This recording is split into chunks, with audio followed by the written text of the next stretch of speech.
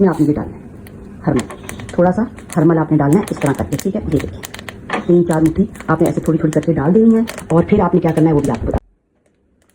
फिर व्यूअर अब देखें इसका माशाल्लाह धुआं शुरू हो गया और आपने अब आयतल कुर्सी का विर्द शुरू कर देना है और अब हम इसको लेकर जा रहे हैं अंदर अपने रूम में लेके जाते हैं। तो क्या करना है ये देखें, जैसा कि एक ये मेरा रूम है माशाल्लाह, ठीक है। ये देखिए इसको आपने इस रूम में इस तरह धुनी देनी और साथ आयतल कुर्सी और जो जो मैंने आपको चीज़ें बताई हैं विर्द करते जाएं साथ साथ। ये देखिए